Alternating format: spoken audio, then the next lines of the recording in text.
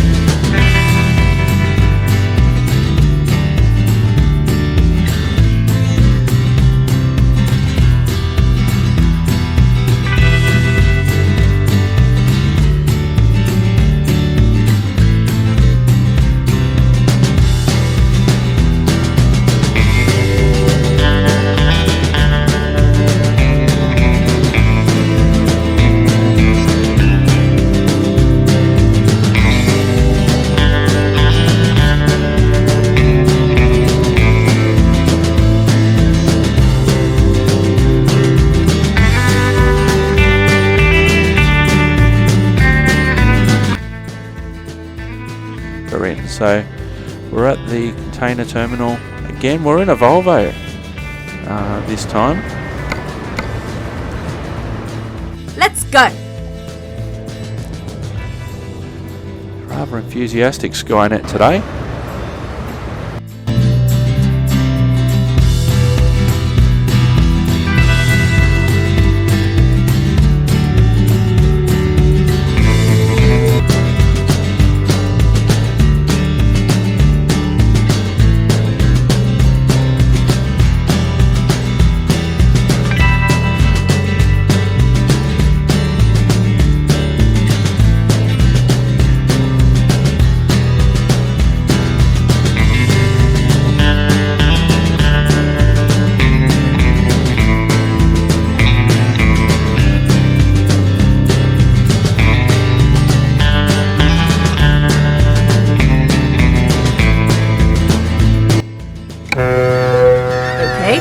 Find a new route.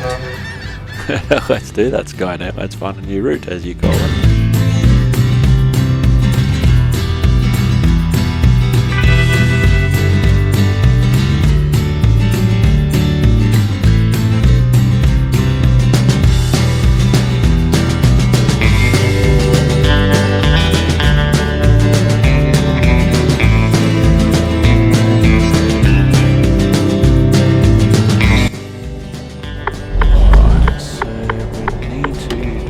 Where it ends.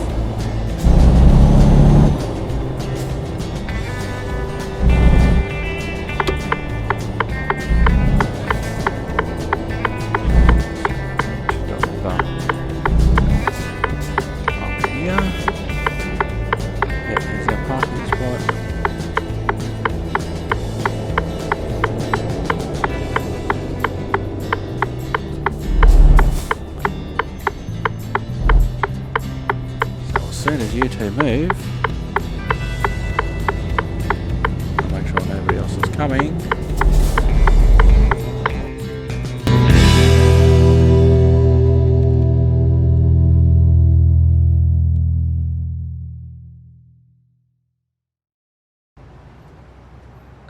Oh yes, baby, here we are. Welcome to Simulated Truck Simulator. We are in Japan, episode 1 of Simulated Japan, powered by Project Japan. Hello, here we are. We are in our Mercedes-Benz truck.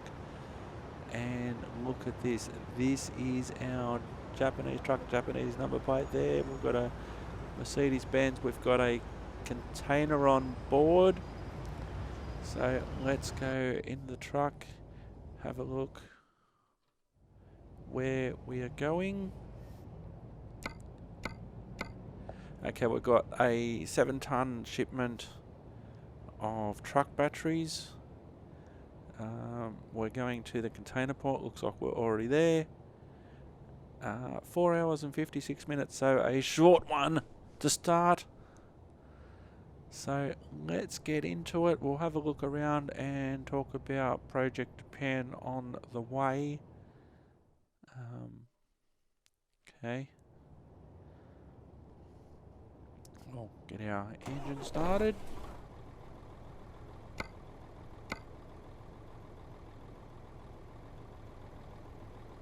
Alright, here we are. We are in Japan. Lights on for safety, and let's go.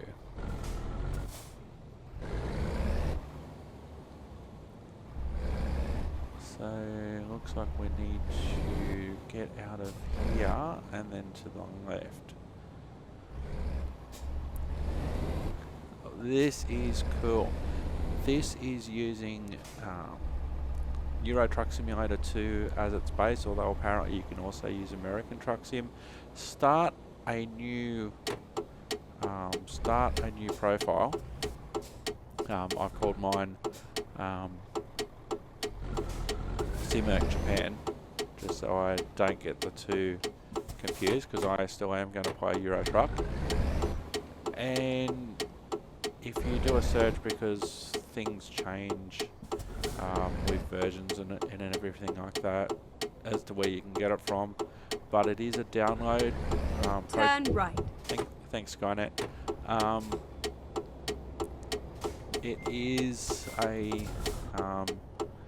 a download. You have to install it into your Euro Truck Simulator 2. Get ready to turn left. Turn left. Mod folder on your main hard drive, even if you've got Euro Truck Simulator on another hard drive like I have to. You have to create a new profile and... whoops. Sorry dude, I thought I was in Europe.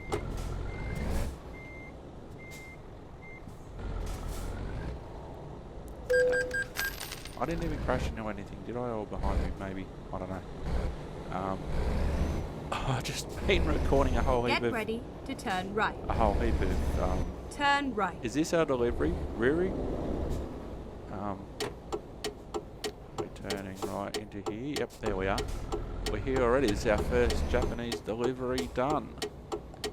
From one side of the one container port to another.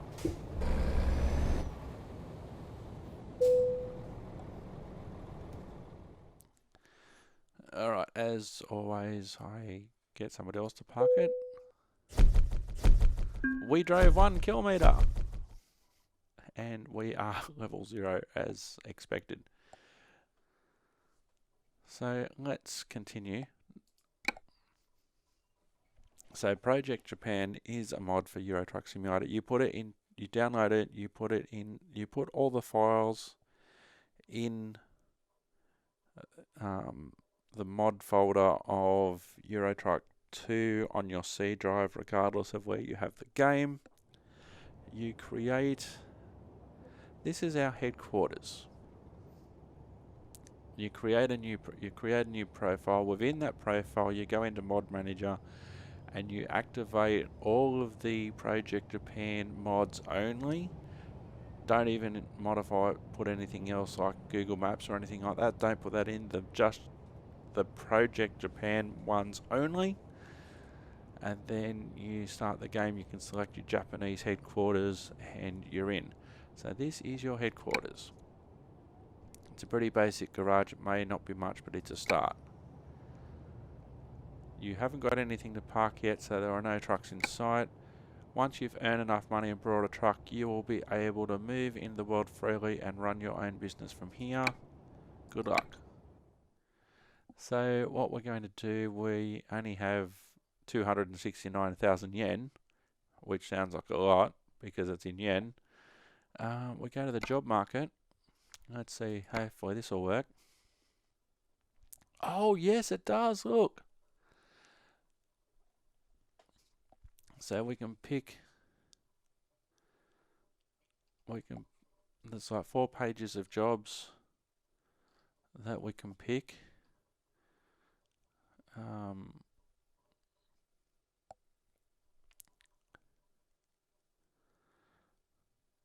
They're all pretty short jobs, but that's Japan, so we're in. So the whole idea, and we'll see more of this as we go on, we'll keep the loading screens. The whole idea of this is to be able to drive in a Japanese environment, and they've used Euro Truck Sim as the base, and there's a whole heap of mods that are in. So we're at the container terminal. Again, we're in a Volvo this time. Let's go. Rather enthusiastic Skynet today. Oh, I like that.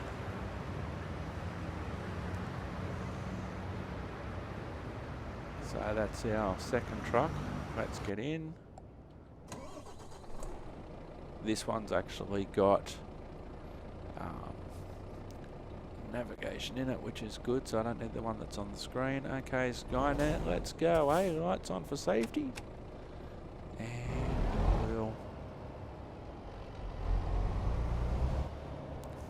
we'll go again.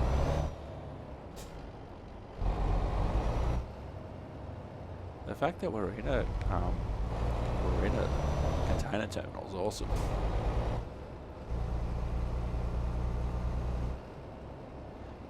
Maybe this is where we always start. I don't know. Well, I guess I'll find out.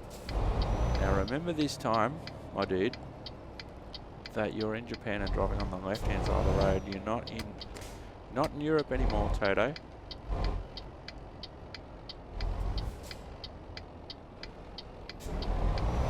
Turn left. So this is a really good thing about having, oops, nothing coming that way. Hang on, he's coming. Alright, final look, and we are off. Really excellent having voice navigation.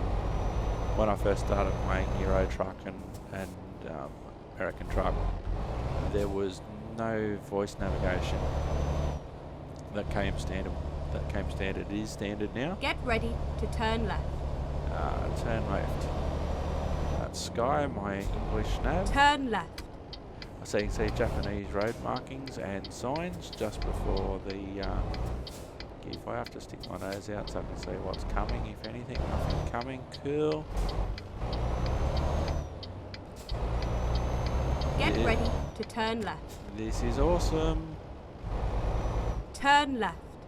Okay, we're just doing laps of the container park, are we, Skynet? Ah, there's roadworks. Broken down Scania. Get ready to turn right. Okay, get back on the correct side of the road. Turn right.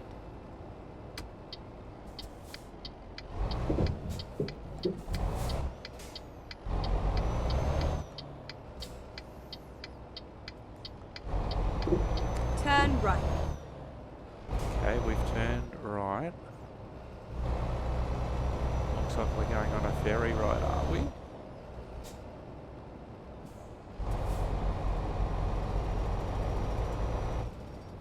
Please don't send me back to Europe. I just got here.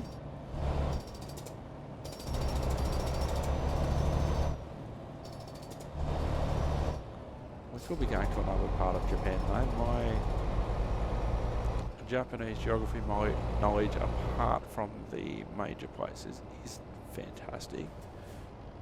I've been to Japan twice, loved it, absolutely loved it, can't wait to get back, going to have to wait, but a couple of visits, absolutely fantastic. I spent time in Tokyo, Hiroshima, some day trips to places like Yokohama, and a lot more.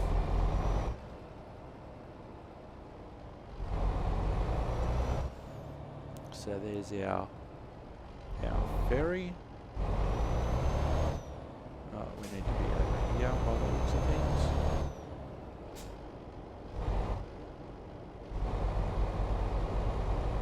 So all the cars are waiting over here.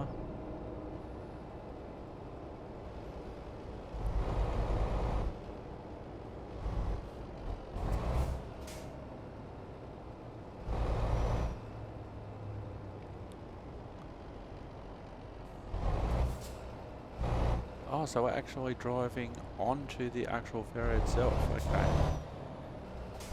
Normally they just dump us in a lane beforehand and... Oh, he's guiding me in. That's cool. Okay, travel destinations. Oh, wow. Travel time 13 hours and 15 hours. I don't think it's going to make much difference. So we're going from one side to the other. So let's get on the ferry. Finding a new route. Oh wow, this is cool. Project Japan, well done you. Okay.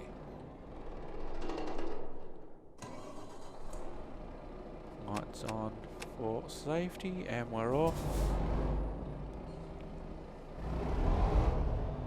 It's now nearly midnight.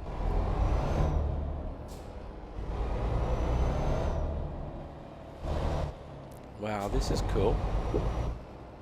And I've discovered a new city, Inoshima.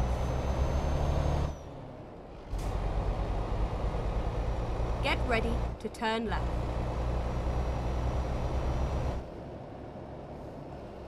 Turn left.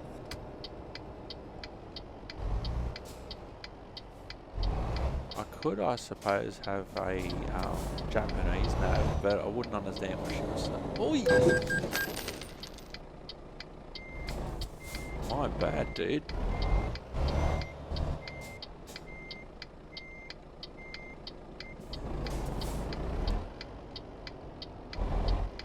That was not good.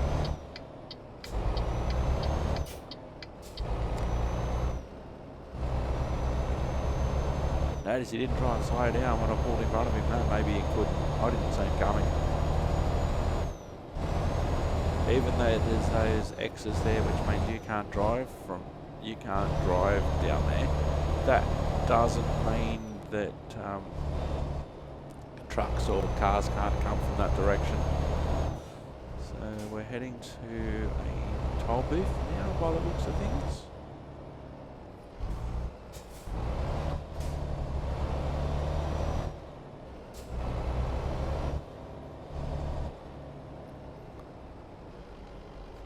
So this has been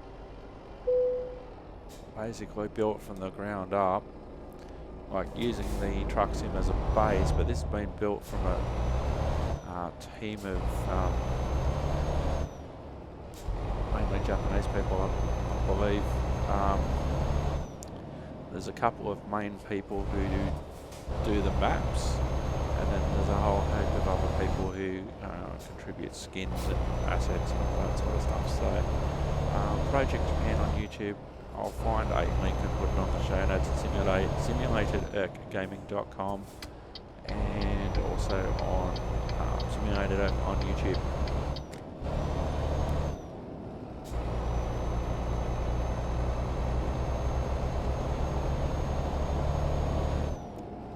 So this means also at some stage I'm just going to have to wait around, probably for the daylight, to make get some footage of some trucks going by for my introduction.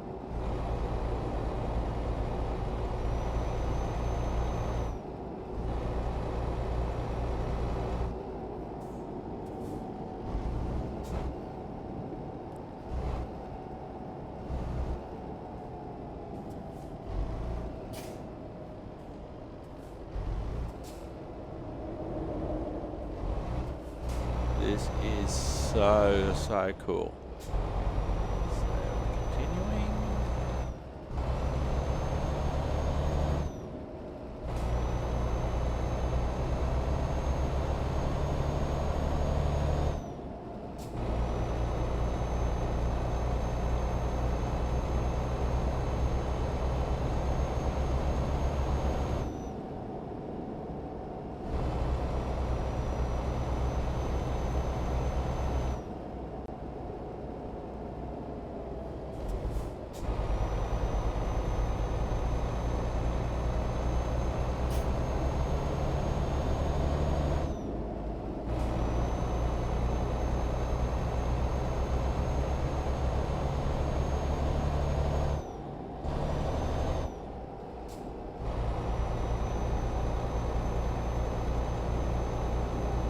Oh wow, look at the bridge.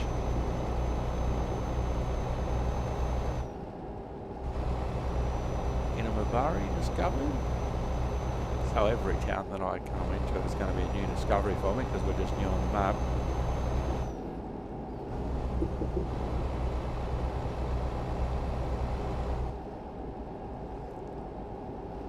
So there's something coming up in 600 metres, I don't know what, because I can't read Japanese. Which was pretty much me when I was in Japan. Last time there was 2014. I did get by. I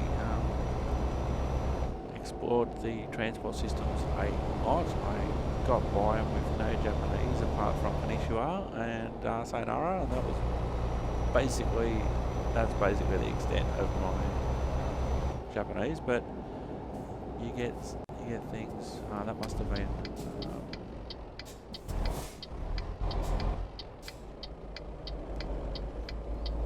It must have been roadwork. No, not roadworks. Left lane ending. That sign back there must have been warning me off. So the tunnel 500 metres.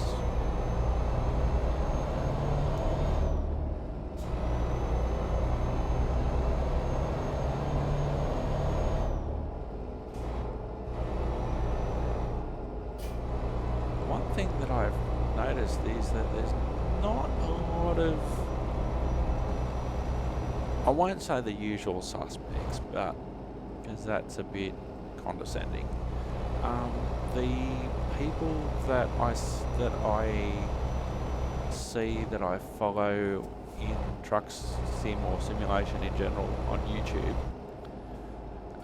the Jeff Favianos, the Squirrels of the world, etc.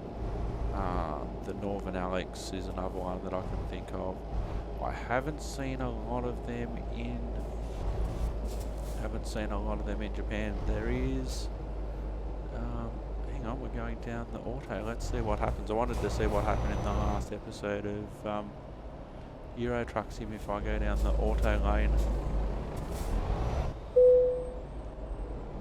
It paid the toll. I didn't have to stop. Okay. But I did have to slow down still, but that's fine. We'll let the cube go past me. I want to buy a cube. I seriously want to buy a Nissan Cube. In a city of living that I'm enjoying now, and something like a Nissan Cube's got a lot of storage space for a small car, and it's economical and small, and just to get around town would be nice. I've got a Subaru Forester which is a little bit bigger, much bigger than a Cube. Main thing I use it for at the moment is to go to and from the laundromat. We're going around to the left. Skynet. Get ready to turn left. Thank you, right on cue there, Skynet. Turn well done. left. But I haven't seen many of the main YouTubers that I follow who play Truck Sim do Project Japan, so who knows? keep this up and might be good for life at Simulated Earth. Turn left.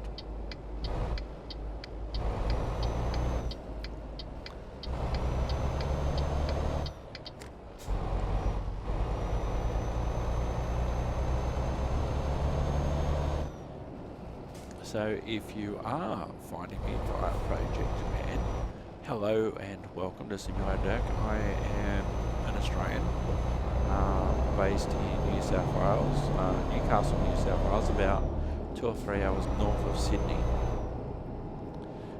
I extensively cover simulated games or simulations. SimulatedGaming.com. When we deliver this load, play a little bit of a promo and show you some of the things that I get up to on other parts of Simulated Earth. I'm a real life train driver, but I like to do things such as truck simulator, bus simulator, that sort of thing. Lots of train simulator action as well. And sometimes I like to do things that other people aren't necessarily doing. Hence, when I found out about Project Japan, I'm like, oh dude, I've just been a year and a half towards 2 years away from Simulated Earth, and so I am just coming back now in my new studio. And yeah, fantastic. I've got this working. It took me about 12 hours and numerous websites and YouTube videos later to exactly get it right, but we're here now and we are building this profile back from 0. I am level 10 in Euro Truck, which isn't a lot, but as I said, I hadn't played Euro Truck until the other day for about 2 years for various reasons.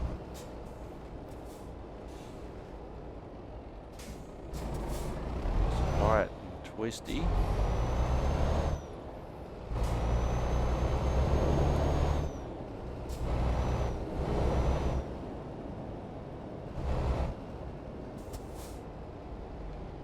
Oops.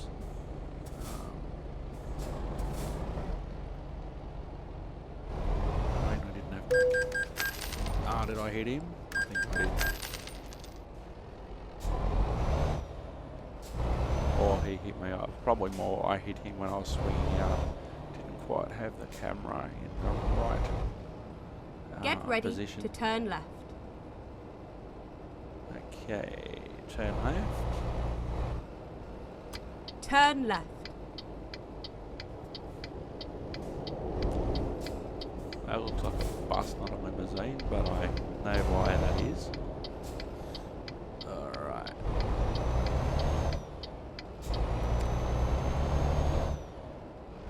Get ready to turn right. So Project Japan has made it to Australia. Turn right, and we've almost and then arrived. turn right. Okay, right.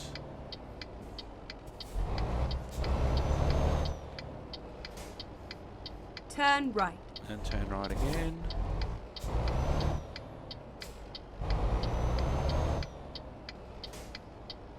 Get ready to turn left. Turn left. Oh, there's the police, and that looks really. Can we just, for the moment, I know we're just around the corner from the destination, but I just want to get some footage of. Hang on, bad different. Oh, this is cool. Just trying to get some opening. Don't do much. Just getting some opening footage for my introduction.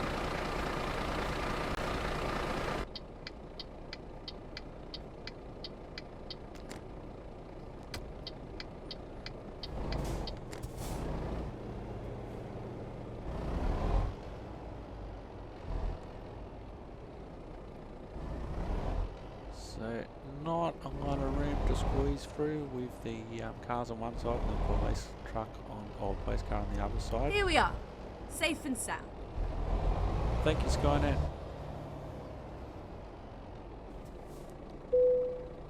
Okay, I normally don't park. You don't need to see me trying to park a truck for half an hour.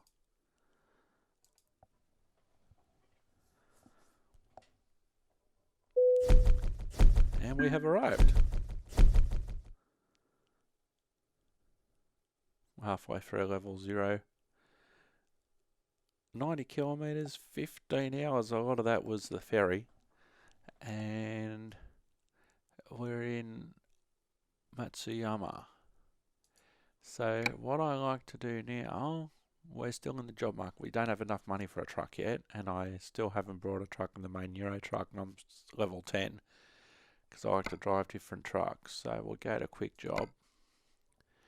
Now I always try and make sure that I am in the city where I finished.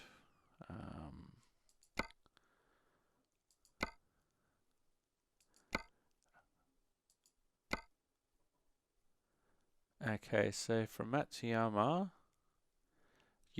7 tons of used plastic,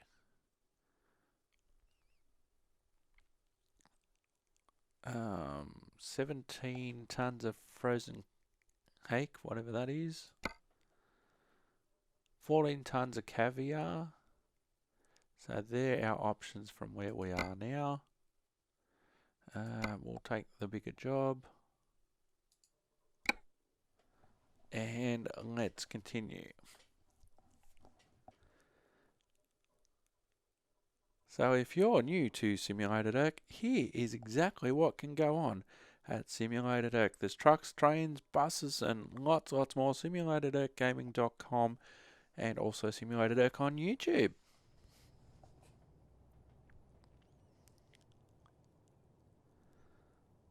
Drive safe. It's a plane, Skynet. Alright, have I got... Yep, I have got a nav in this truck. Alright, so I need to get rid of that. Let's have a look outside of our truck. Not a lot to see. That's better. Not a lot to see at the moment, so let's get in the truck and let's drive. Oh, what's our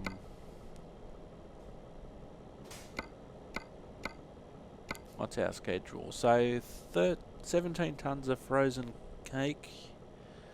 We're expected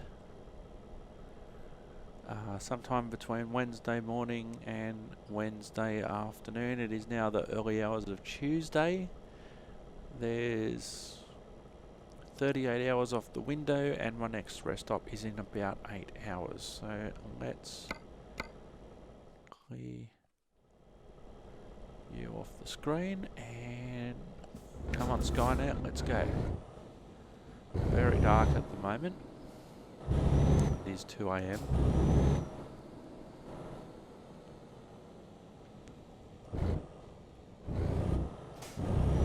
Okay, so we found our way out.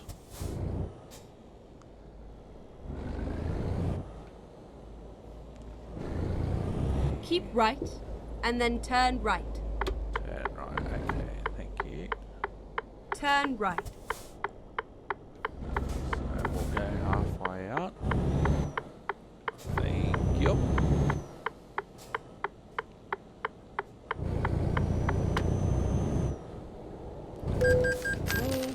I was supposed to stop back there. Ah, crap.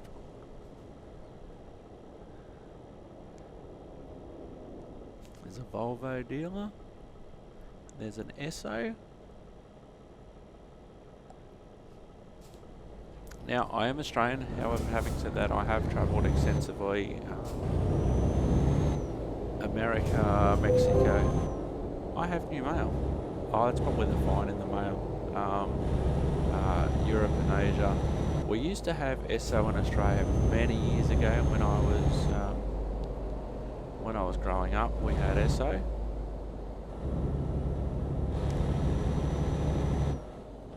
But we don't anymore. So it's a surprise you go somewhere back like to Japan or Canada and they still do have SO as a service station.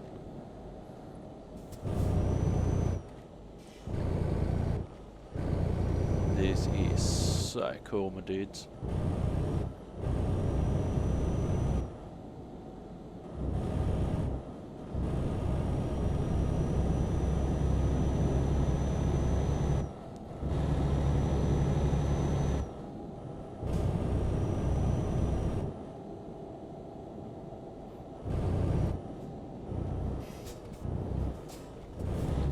Stay behind. Oh, did he get it? Oh, that would have been close. Old mate, I better watch myself. I think he got the fence.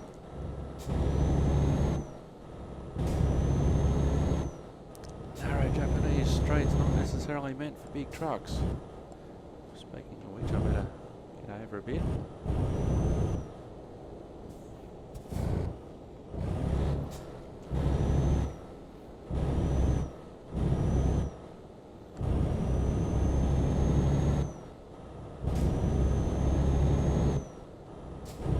In some way it's actually good that he's in front of me because he'd be swinging wider as well.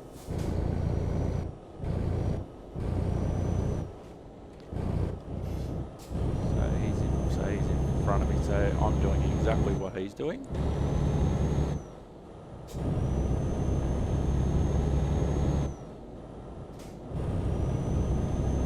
So I've got somebody to follow, if that makes sense. So I'm not discovering all of this by myself. I'm not the first one to... Oops.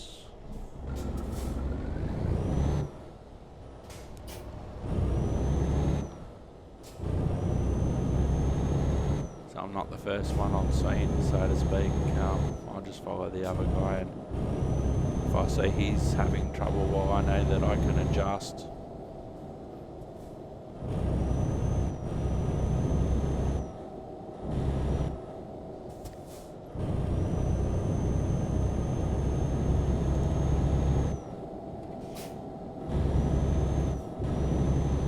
Sort of like if you're following somebody in a car race and you think you're a bit slower than what they are, so you can sort of see what sort of lines they're taking through a corner or whatever. And if you know that if you're just behind a fast car and if you're keeping up well, you know that you're going alright. Whereas if you're behind a car and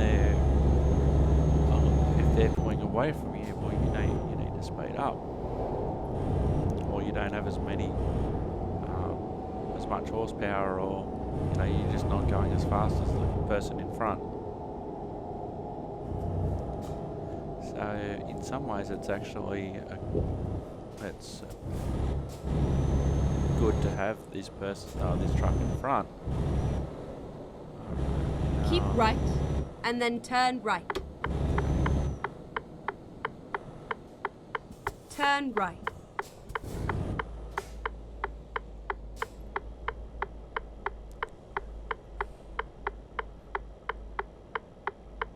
So for anyone who is new, my truck episodes usually go for at least an hour. If it's a big load, I should try and split it up into 2 episodes. Although, of course, how you consume it is obviously up to you, but it's what I try to do.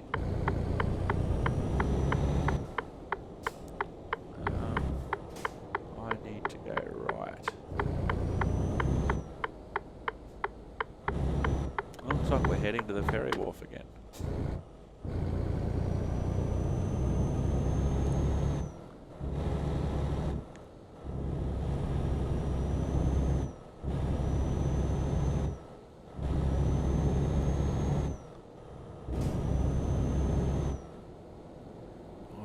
Go down the auto lane this time. We will slow down, but we'll go down the automatic lane, so we shouldn't need to stop. Oops.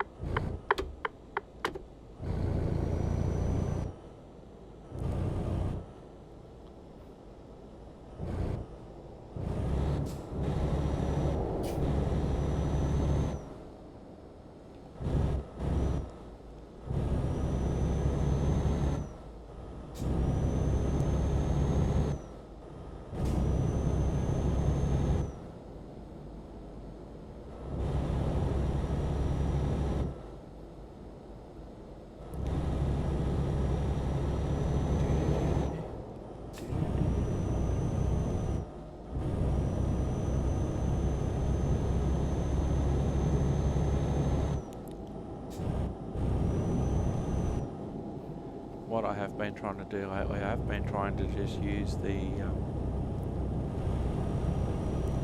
mirrors and the sat nav, or the nav that's actually on the screen, without putting the simulated ones up, if possible.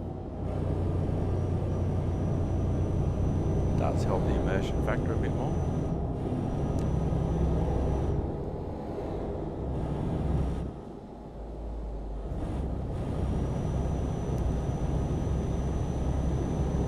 Now I can retell all my Japanese stories just in case if anybody's new and don't necessarily know me. My first visit to Japan was in 2011. So I flew directly from Sydney, which is where I was living at the time, to Tokyo. And I had previously been to America in 2009. So this is like my second major overseas trip. This was in conjunction with a European trip, but I was flying via Japan, so I spent a week there. So I flew directly into Tokyo. It was an overnight flight, and I booked everything in advance, everything like that.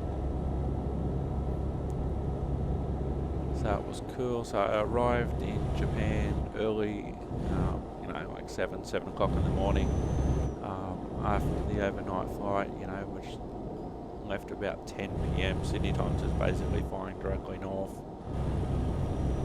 Because I think from memory there's only like a 1 hour time difference between me here in Australia on the east coast and Japan, if we're not the same actual time.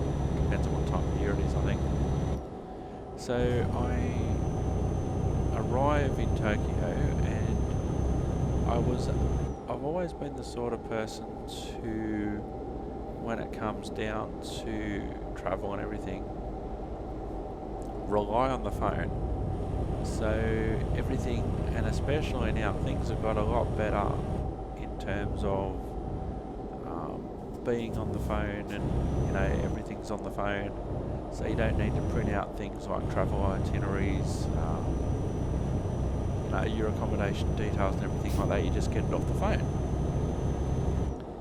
So I think by that stage, yes, I had an iPhone at that stage, but it was only one of the early. Keep left, and then exit left. Okay, thank you, Skynet.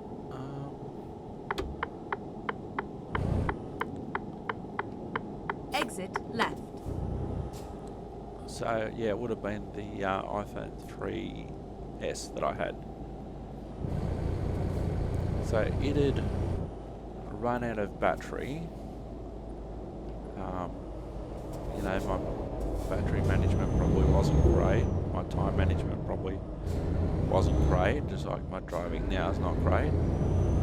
So by the time that I arrived in Tokyo, my battery was flat, and all the information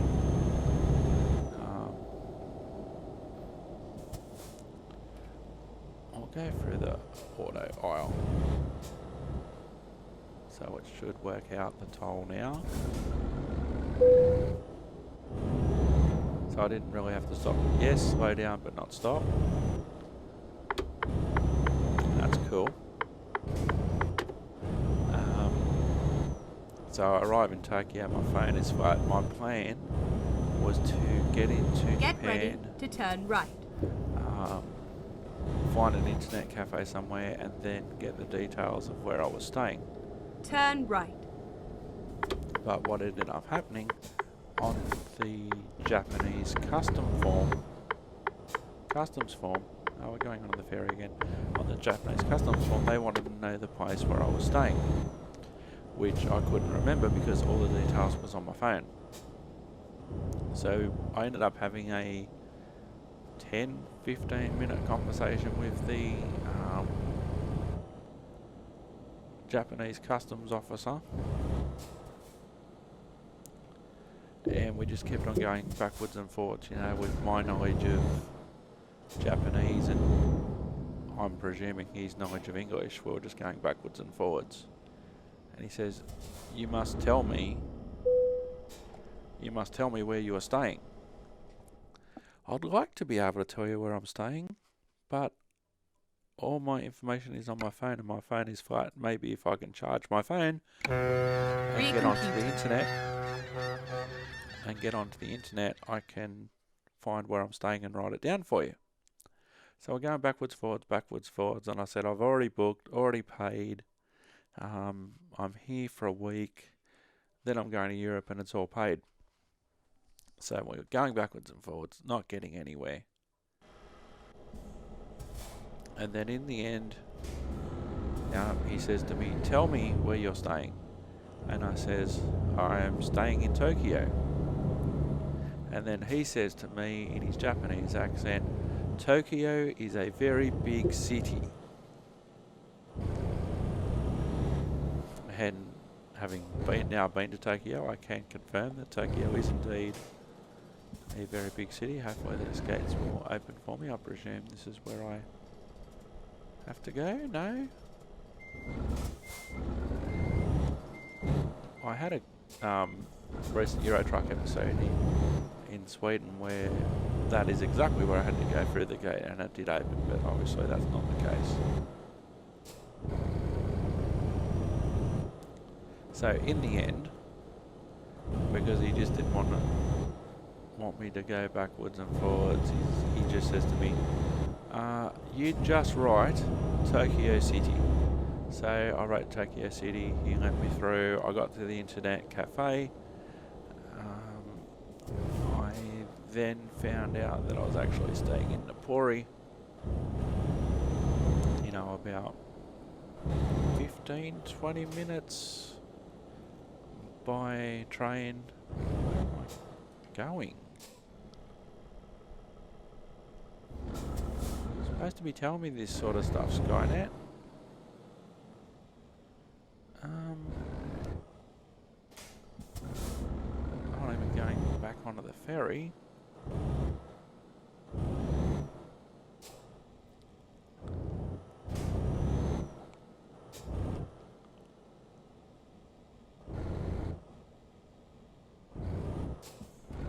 This feels like I'm doing donuts in my truck. So in the end, he just said to me, you write Tokyo City. I made my way to Napoli. I'd actually done a fair bit of research on the internet to see good places to stay that weren't too expensive, that was pretty close to a subway station, and that was a good choice. Next time I went back to Japan, I stayed in Shinjuku, and that was awesome. My hotel was basically above a subway station, so I just had to get ready in the morning, get dressed, go downstairs to the lobby, get ready to turn left, and then down into the subway station, or I could walk in Shinjuku if I needed to. And turn left. That was sweet. I went up to Amori, right at the top of the main island, for a day trip. I love trains, as you'll tell by the channel by Simulated Dirk. And get ready to turn left. On the first trip, I knew that I wanted to go to Hiroshima.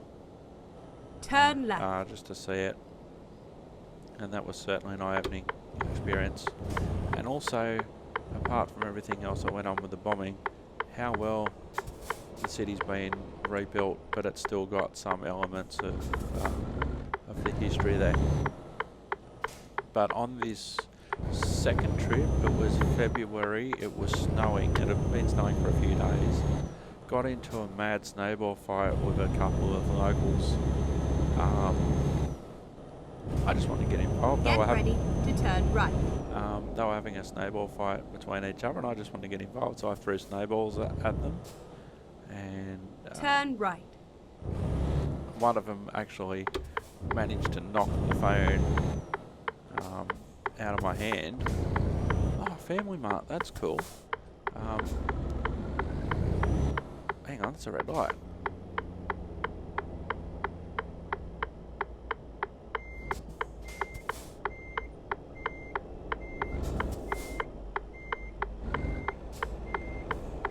I'm all over the place this episode.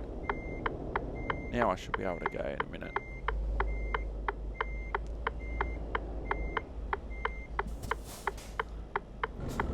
Hang on, I need to get out of the way.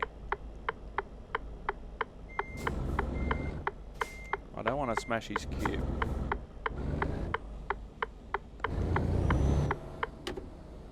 And I didn't even get busted if I went for a red light.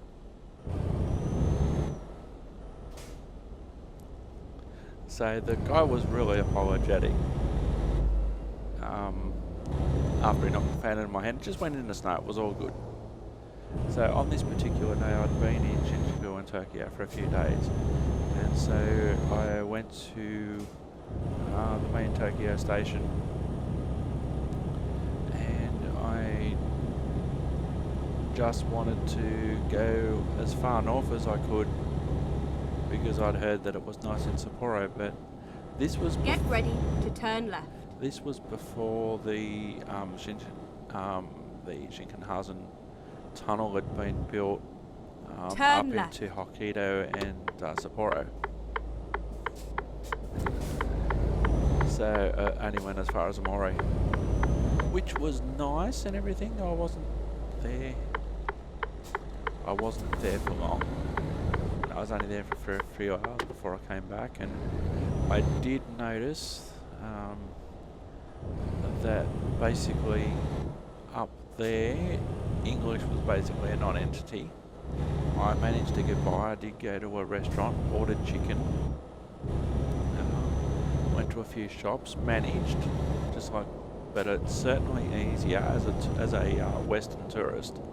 It's certainly easier if you're, and now this is 2014, things might have improved slightly.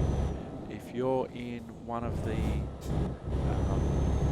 major cities, like if you're in Tokyo or Yokohama, Kyoto, Hiroshima, that sort of thing,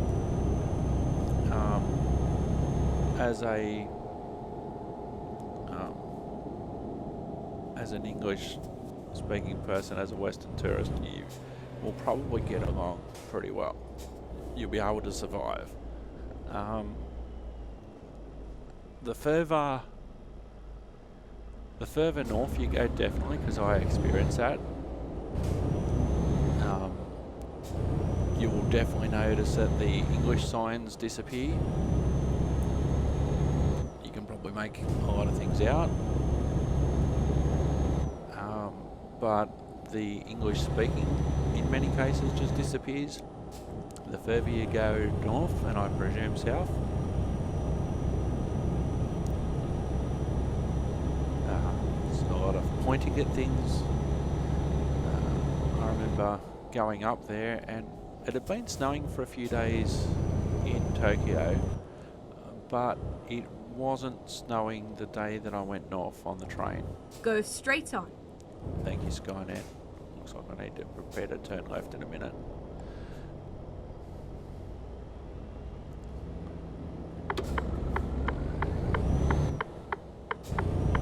So I'll move over now. So we're trying to move over because I have to turn left up here.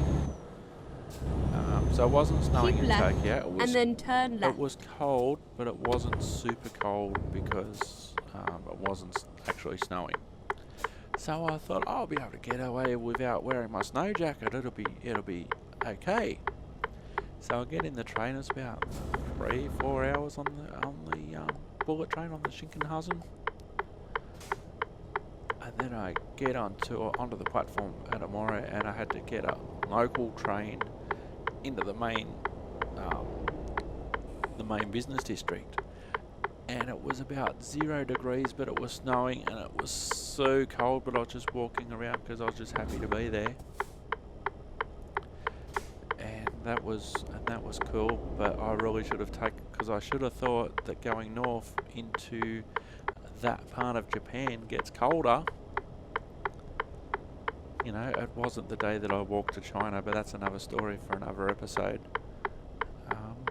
The day that I walked into China, because I didn't know China was there, but I still managed it. But that's a story for another episode.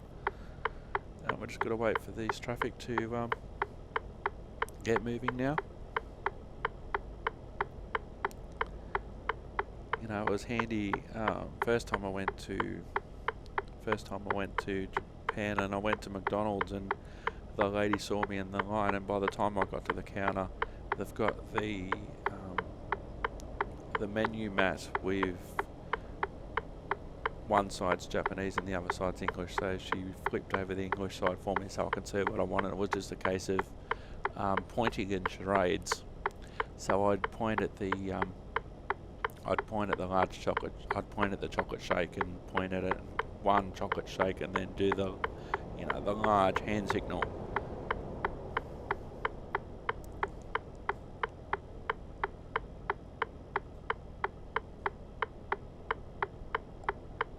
But I managed to get by, and I really enjoyed it.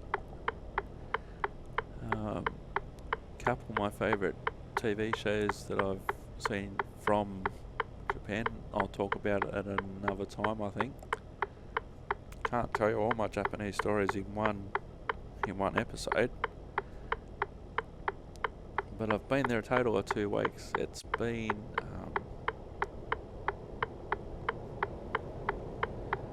I really enjoy it. Got a friend of mine who was a friend of mine in high school. He actually went over to Japan to teach English.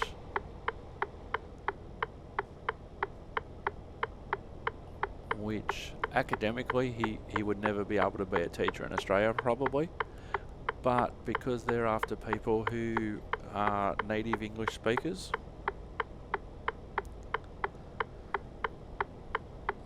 they're after native English speakers, you don't need the level of education that you would need to be a teacher here in Australia. And I presume that would work, not just Australians in Japan, but other countries as well. I have listened to a few people and watched a few YouTube channels of Westerners who have gone over to Japan, and they've lived and worked over there for many, many years. A lot of them have Japanese wives. I know my friend that I'm talking about, he's got a Japanese wife. He's living in Perth and having a great time over there. I saw him a couple of years ago over there.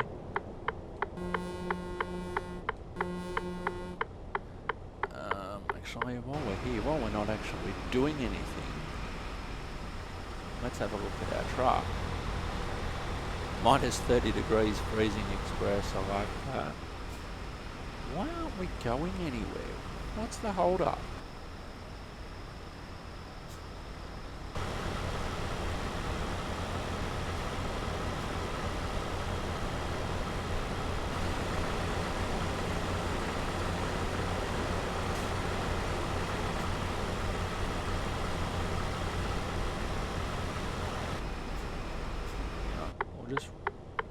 We'll just go through the cameras.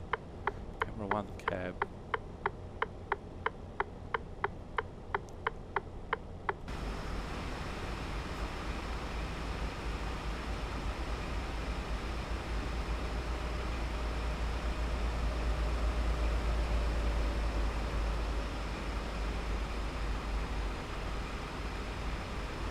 Camera 2. Camera 3 is like an aerial view. Yeah, I like that. Nothing is moving, right?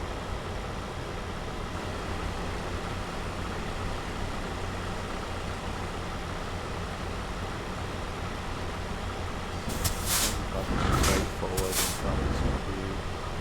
Turn left. I'm trying Skynet.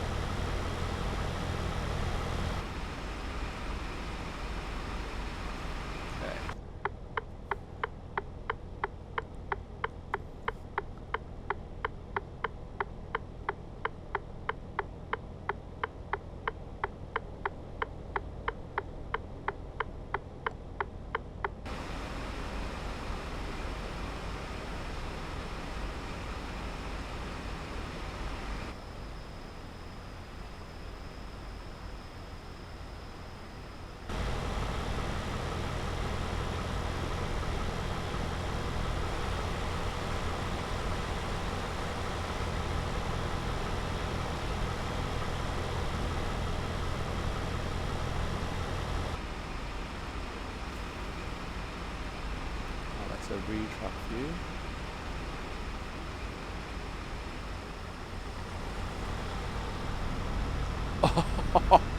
I'm almost pushing against this cube, guys. Look at that.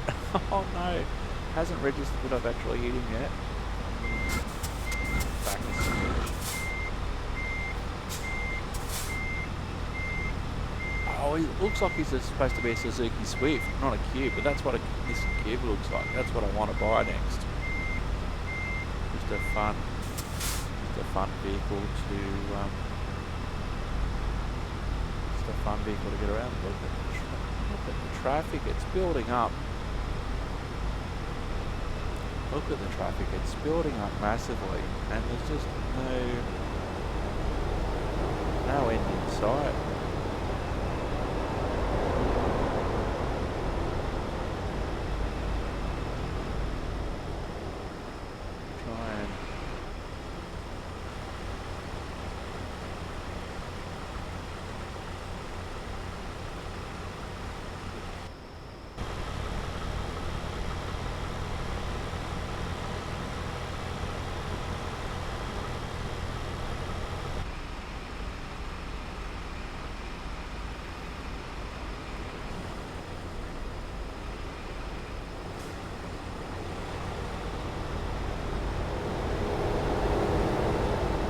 Look at all the trucks down there that are waiting as well. There's nothing that we can really do at the moment. Yeah, that's a good view as well.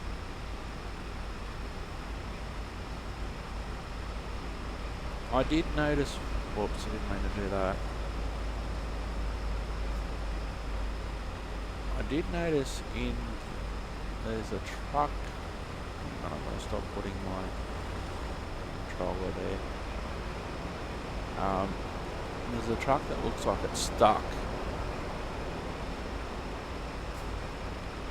which is blocking everything. Maybe this will work.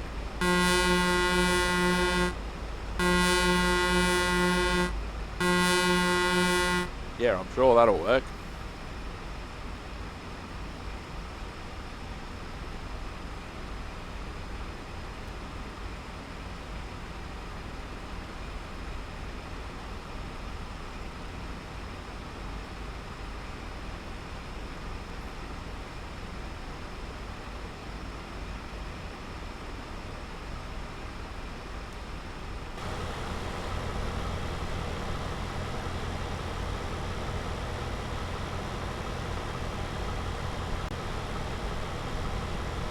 The unfortunate thing about Euro Truck Simulator is that you can't actually, I don't think you can. Might as well shut down because there's nothing else doing. You can't get out and explore. You can't walk like you can on some of the other simulators and get out and go, what's the problem here? And like, there's no way that I'm going to be able to like, I'm almost pushing up against old mate Suzuki Cube already. I've got that bus in front of me. Absolutely nothing is moving.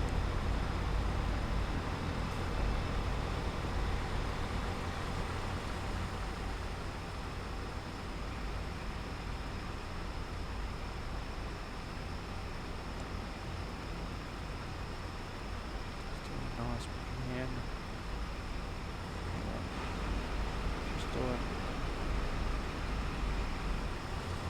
Go from the front, from here, and we'll do a,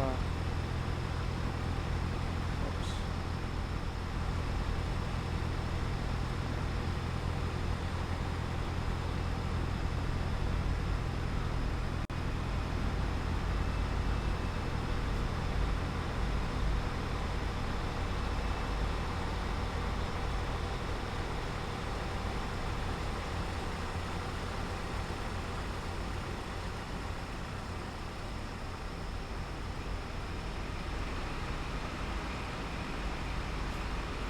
Nice.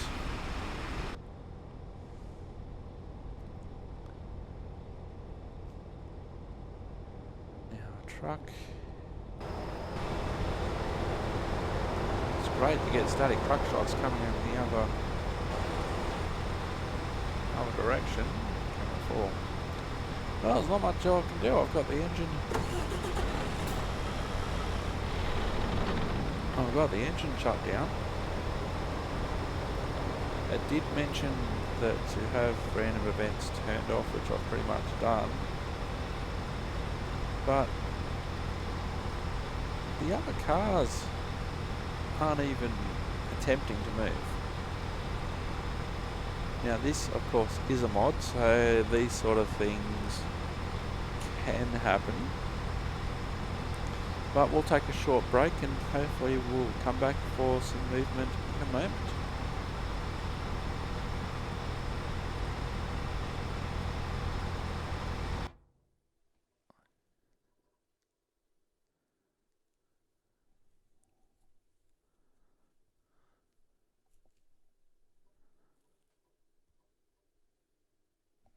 Let me see options.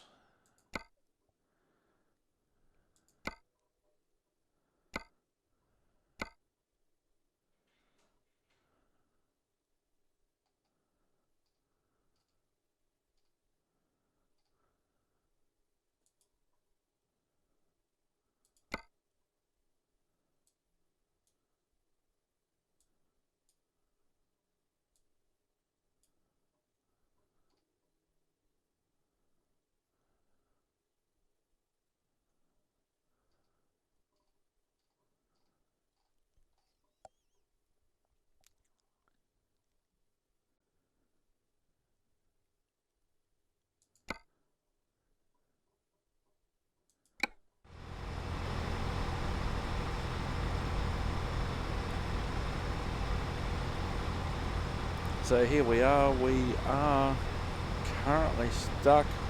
Looks like we're behind an accident. We're trying to get onto E8.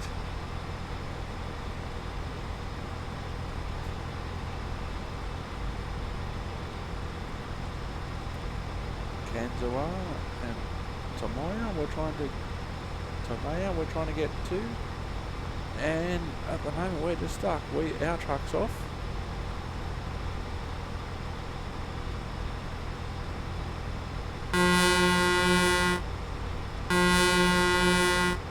Trucks seem to be able to come the other way towards us. None of the other cars are moving, the lights are changing. I can see that truck ahead underneath the bridge. Now if there's other cars in front of him, I don't know if I can actually get down that far with one of the cameras.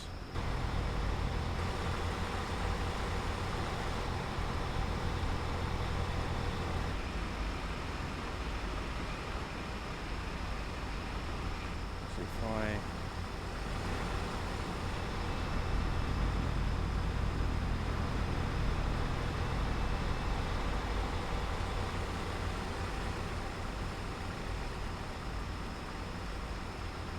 We're still 2.5 hours away from our delivery. That truck has just stopped.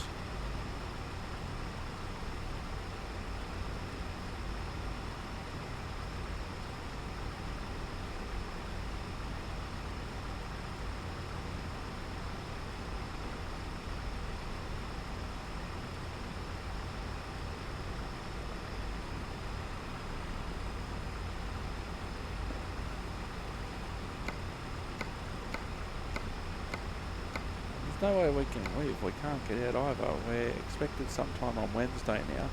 We've still got 21 hours in our window. No damage, which is good. No short messages.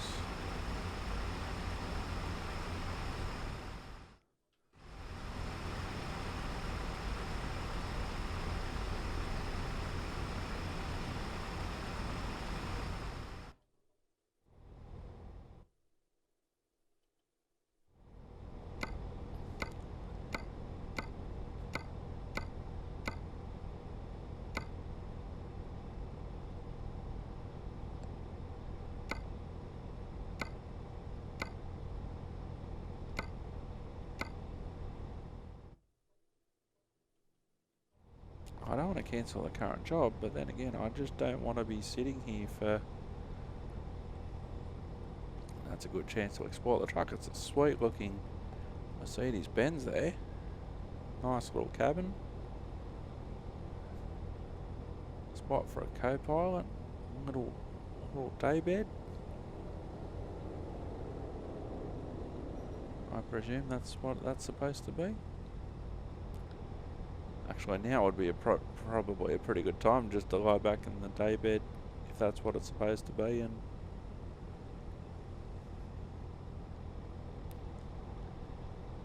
but not a lot of action here, unfortunately, happening.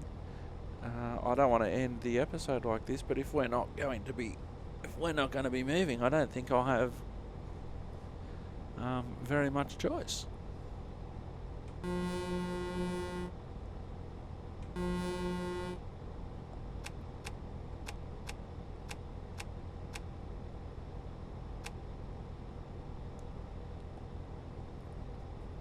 Sadly, I think this is where we are going to have to finish the episode. Hope you have enjoyed things. I've been Simulated Erk. Don't forget to check me out, simulatedurkgaming.com and Simulated Erk on YouTube. And I will see you next time. Until next time, don't forget to stay safe out there. Watch out for trucks. Sayonara.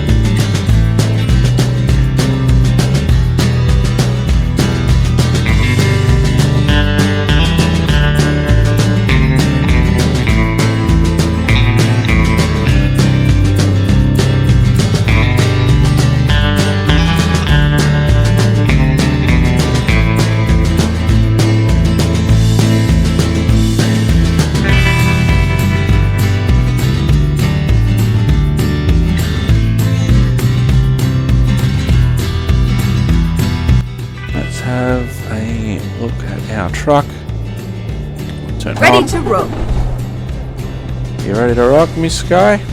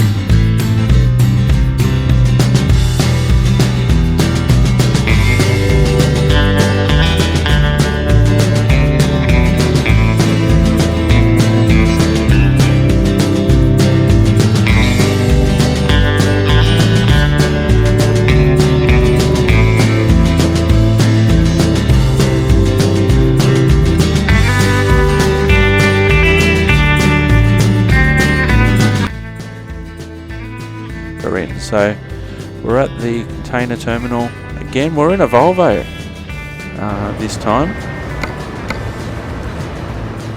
Let's go. Rather enthusiastic Skynet today.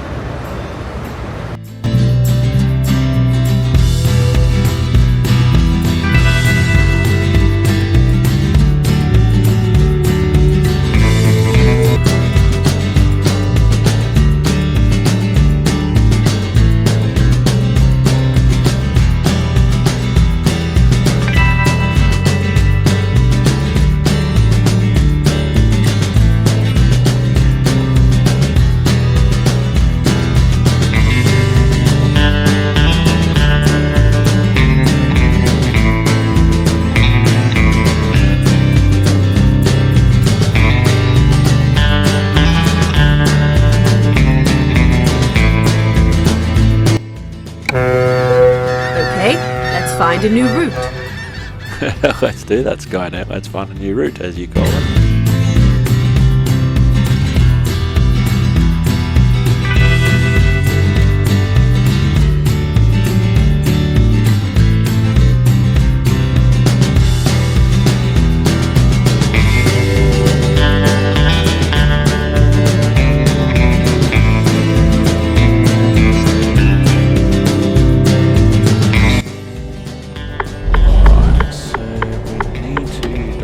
Where it ends.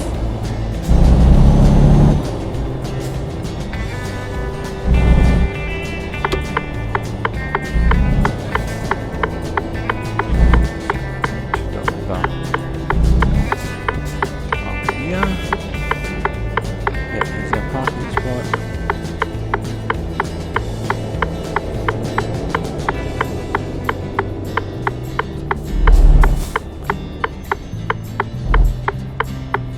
As soon as you two move, I'll make sure nobody else is coming.